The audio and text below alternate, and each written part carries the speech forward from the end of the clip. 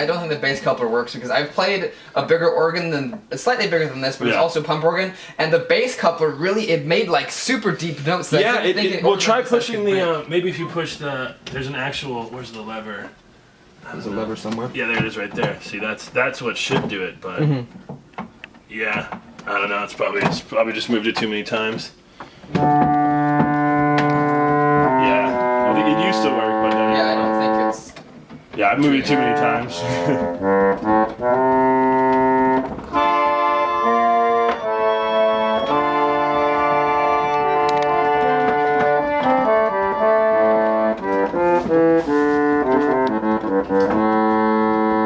That's kind of cool. And then this, I assume, is there, but it doesn't fit. Today I'm here with a rather interesting pump organ. This is a Kimball, and it was most likely made before the 1900s even, maybe the 1860s or the 1870s. It's a very old organ, and as a result, it doesn't work as full as it once did. A lot of these stops don't work. The bass coupler unfortunately doesn't work. It's one of my favorites because it makes really, really low bass notes that are super awesome. And but I just thought I'd give you a quick demonstration of it because I kind of like it, and I think if someone were to buy this, which it is for sale by the way, and the link to the Craigslist ad will be in the description down below. If someone were to buy this and fix it up, I think it would be kind of cool.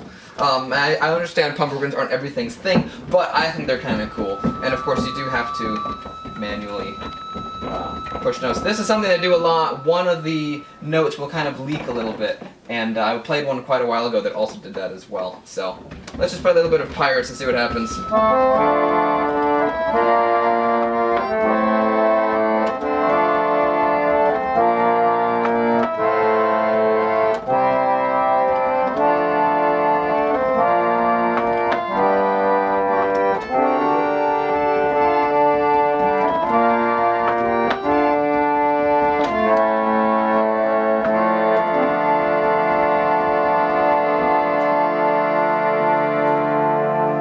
As you can hear, I missed a couple of the wrong notes there, sorry about that, and also some of the notes were kind of funny, and not all the stops work, as I said before, but this is from 1860, and it's kind of hard to believe that it even works at all, to be honest with you. It's really impressive that it's lasted as well as it did. I played Pirates on these weird pump organs because you kind of imagine like some goofy old pirate on a ship playing some organ he stole from the peasants in the streets of a village he just raided. I don't know, it's kind of cool. But anyway, I just thought I'd do a quick little video of this because it's kind of neat, and I like seeing these old organs. I kind of wish I could see the inside because that would be kind of neat as well. But hopefully you've enjoyed this video on the very old Kimball pump organ. You don't see too many of these around for obvious reasons because there are a lot of maintenance, but I think if someone were to actually restore this, it would be kind of cool to see in a fully restored state. So here's a close-up of the Kimball logo. You can see that it was painted on originally, and somehow the paint actually is still there. You can see that it says Kimball and also Chicago because that's where Kimball made their instruments back in the day. And let's take a look at all the stops that we have. This one here, it doesn't want to turn, and it looks like it's upside down, but it says D something ET, maybe dulcet? I don't know. This is bass coupler, which basically what that does is when you play a note, it adds an extra octave on the low end that you're not actually playing. It just adds it below the note, and it sounds really cool. We've got a stop that supposedly sounds like a piano. We've got one principal. I believe that's like your main tone that you'd start off with. We've got diapason forte. Correct me if I'm pronouncing these wrong, and also what these are, what these do, and what they sound like. We've got vox humana. I assume that's supposed to sound like a human voice.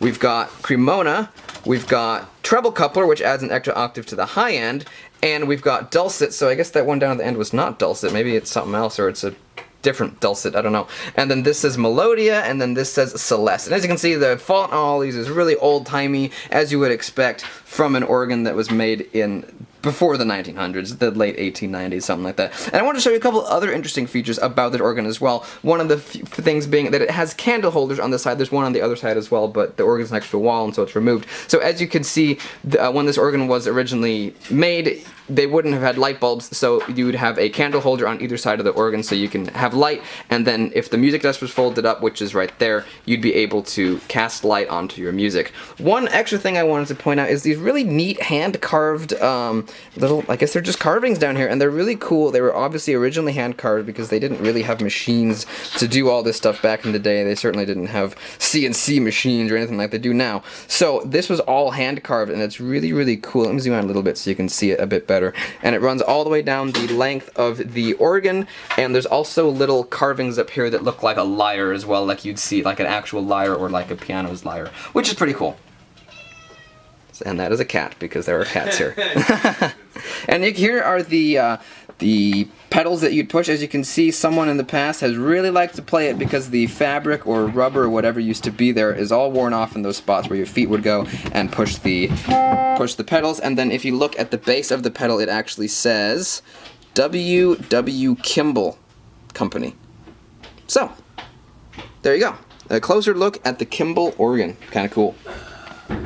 And then this used to be an expression lever that apparently no longer works, but apparently if you could use your knee, so if you were pumping like this, you could use your knee and push it in and out, and it would actually make the organ louder and quieter, which is pretty cool. It's a neat little feature. I think it'd be kind of hard to do when your knees are flailing up and down to also simultaneously push it, but that is what it's there for. There's also a lever down here, you can't really see it, but it's there, that apparently activated the bass coupler at one point, but unfortunately that no longer works.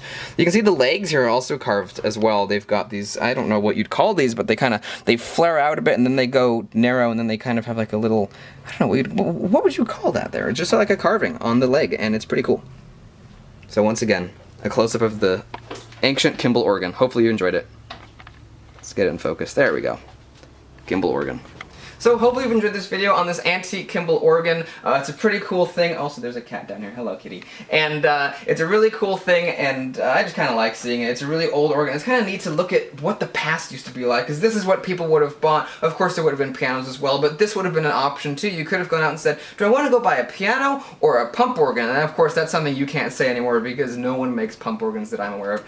I'm not even sure there's any professional rebuilders of pump organs. But like I said, this organ is for sale, so if you wanted to purchase it and try your hand at rebuilding it and restoring it, it would be kind of a fun project, I think. And so, like I said, the link for that will be in the comment section or the description, so you can go check that out if you want to do that. And I'll see you in the next video. If you want to go check out my channel, I've got lots of cool organ and piano videos as well, so you can go check that out, and you can subscribe if you want to, and if you do that, thank you very much. Goodbye.